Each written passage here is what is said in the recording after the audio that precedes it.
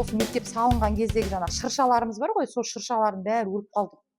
Көбісі өліп қалды. Енді мынау кейінгі туялар, ұстаған туялар. Мына жақтың барлық ағаш болған бәрі өліп қалды. Сосын біз ойландық та, неге бұны өліп жатыр деп өзімізше енді анда ғылыми не іздеп жүрміз ғой, жаңа тақырып іздеп жүрміз ғой өзімізше. Немен айналыссақ болады деп, содан кейін бәріміз қызығып бастадық. Кейін уже экология деген тақырып мені қатты алаңдатты негізі ше. Қазақстанда жыл сайын миллиондаған тонна малдың көңі жиналады. Көбі өңделмей ашық жерде жатып қалады. Көңнің өзі тыңайтқыш болуы мүмкін, бірақ шіріген кезде ол топырақты тұздандырып, ауаға метан бөледі. Сондықтан көңді дұрыс өңдеу жай ғана ауыл шаруашылығы емес, экология мәселесі. Көң жай ғана қалдық емес, оны дұрыс өңдемесе экологияға зиян келтіреді. Ал дұрыс өңдесе, өсімдікті тез өсіретін тірі тыңайтқыш.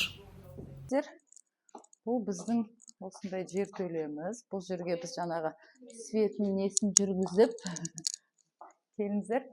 Бұл бізде осы Калифорния шылаушымен айналысатын біздің оқушыларымыз. Бұл жерде жалпы шылаушындарға не керек? Бұларға қорек керек, органикалық қалдықтар керек, және де оларға су керек. Осы екі орта болса жеткілікті. Енді мына жерде көріп отырғаныңызда біз уже бір жартысын уже міне алып алдық. Мына уже алынған өнім. Ал мына уже екіншісін уже тағы да алып келіп салып қойдық. Өйткені мына жерде уже тамақ қалған жоқ, бір 80% уже өңделді топырақты. И бұдан шығып жаңағы шылаушындарымыз қазір мұнда кеттік. Қыздар өздері көрсетеді, перчатканы киіп алыңыздар. Осындай қарапайым құрттардың табиғи тыңайтқыш жасайтын бұған дейін білдіңіз бе? Бұл қандай құрттар?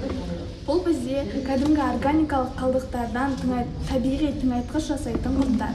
Бұның басқа жауын құрттардан айырмашылығы, ол бізде тез арада осы органикалық қалдықтарды өңдеп, бізге табиғи тыңайтқыш бере алады. Құрттар табиғаттағы ең жылдам әрі ең қауіпсіз өңдеушілердің бірі. Олар көңді өз ағзасынан өткізіп, толық биологиялық тазартады.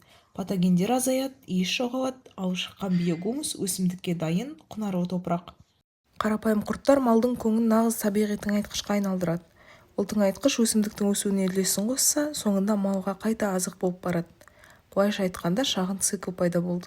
Негізі бұл бізде бар ғой баяғыдан бері өзімізде, жауын құрт деген бар. Бірақ ол жауын құрт неге біз өсірмейміз? Неге Калифорнияны өсіреміз? Себебі жауын құрт екеуі ғана жаңағы көбейген кезде екеуі ғана, үшеуі ғана шығады, ал бұлар бір көбейген 27 личинка тастайды. Сондықтан бұлар тез көбейеді. Тез көбейеді, және де мына топырақты бұлар тез өңдейді. Көрдіңіздер, мынау қазір органикалық қалдық болып тұр. Ал мынау уже бізде өңделгені. Міне қарасаңыздар, мына жерде уже бұл біразға дейін тұрады. Міне уже кәдімгі қара топыраққа айланып кеткен. Көрдіңіздер ме? Міне. Міне, мынаның ішінде де жүр. Көрдіңіздер ме? Міне. Бұл біздің қазіргі уақытта алған өнімдеріміз. Біз бұларды арнайы пакеттерге салып, ыдыстарға құйып дайындай бастадық. Дайын болған өнімдер кейбірлерін тіпті мектептегі мұғалімдер де ала бастады. Мына ішінде биогумус тұр. Бұл өңделген биогумус.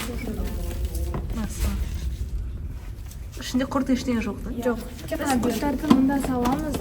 Бұлай істеген себебіміз, осы жерде қазір құрттар болса, олар жаңағыдай органикалық қалдықтарды өңдеп болып біткесін осы астындағы тесіктер арқылы төбеге шығады. Сол төбеге шығардан алдым біз осыған қалдықтарды салып, үстіне қоямыз, содан олар өздері тамақ іздеп жоғарыға қарай көтеріледі. Ал бұл ең астындағысы бізде вермичай. Бұл жерде жаңағы апай бұл вермичай. Суымыз астына түседі.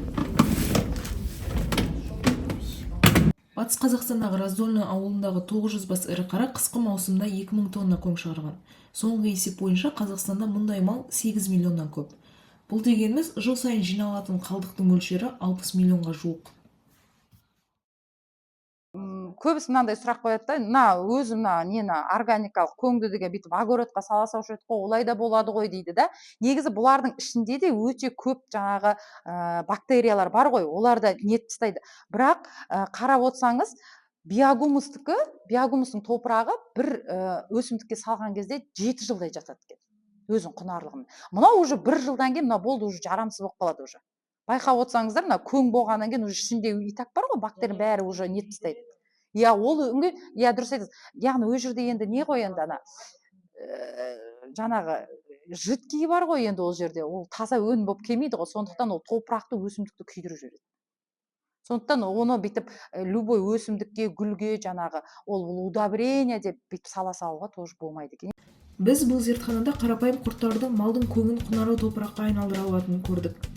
Бұл үлкен экологиялық мәселенің кішкентай, бірақ дәлелденген шешімі.